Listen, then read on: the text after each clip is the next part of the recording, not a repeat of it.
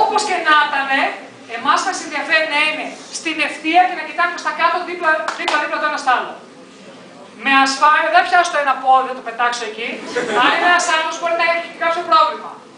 Με ευγένεια, με ασφάλεια, προσεγγίσω και πιάνω με τα δύο μου χέρια από κάτω τα πόδια, σαν φαράση, και το οδηγώ στο κέντρο. Ωραία, μέχρι εδώ εύκολα.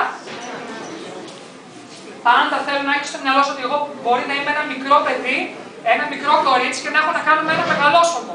Είπαμε ότι είναι μια πολύ έξυπνη τεχνική. Ωραία. Το χέρι που είναι από τη μεριά μου, όποιο και να ήταν, θα το πιάσω με ίδιες κινήσεις και θα το βάλω ορθή γωνία. Για ποιο λόγο? Γιατί μόλις δημιουργήθηκε ένα άνοιγμα εδώ μέσα και βάζω τα βάματα μου μέσα στο άνοιγμα. Εύκολο.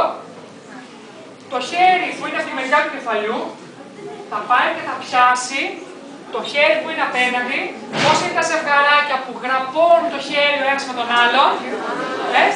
Μεγάλη αγάπη, έτσι το γραπώνουν, γιατί πάντα έχω στο μυαλό μου ότι εγώ μπορεί να είμαι αδύναμος και να έχω να κάνω με έναν μεγαλόσωμο άντρα 105 κιλά. Το γραπώνω και το παίρνω, αν δεν μπορώ να το σηκώσω, χρησιμοποιώ και το άλλο χέρι.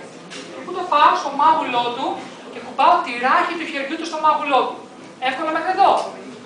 Εάν το αφήσω τώρα το χέρι, που θα πάει το χέρι του, είναι ανέστητος. Θα πέσει πίσω. Άρα λοιπόν, αποστολή αυτού του χεριού είναι να μείνει εδώ. Και το αφήνω εκεί πέρα. Το πόδι από την απέναντι μεριά θέλω να το σηκώσω προς τα πάνω. Είτε θα πιάσω το πατζάκι αν φοράει παντελόνι, αν είναι καλοκαίρι, αν η γυναίκα φοράει φούστα, θα επιχειρήσω να πιάσω κάτω αγώνατο και άμα είναι ανέστητος, θα κάνει αυτή την κίνηση. Ασυναίσθητα. Ξανά λίγο κύριε Γιώργο. Θα το πιάσω είτε από εδώ είτε από κάτω και θα τραβήξω. Θέλω να πατήσει το πέλμα του κάτω και αυτή είναι η μαγική κίνηση που πρέπει να κάνετε. Και με μια δεύτερη κίνηση φέρνω και πιο κοντά. Όσο πιο κοντά είναι το πέλμα του στο κέντρο του σώματος, τόσο καλύτερα. Και μόλις έχει δημιουργηθεί ένας μοχλός. Αυτός είναι ο μοχλός μας. Θα πατήσω στο πάνω μέρος του γονάτου, στην έξω μεριά και δείτε λίγο, πατάω. Εύκολο. Τόσο εύκολο.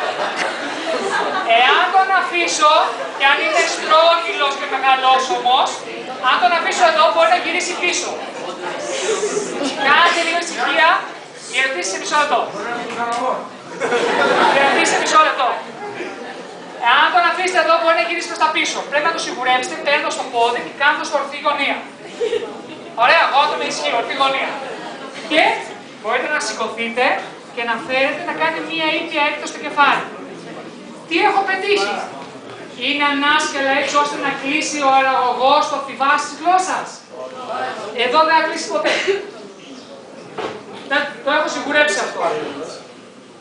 Εάν κάνει με το που θα πάει, θα φύγει προς τα έξω. Ωραία. Κάπου, κατηφόρα.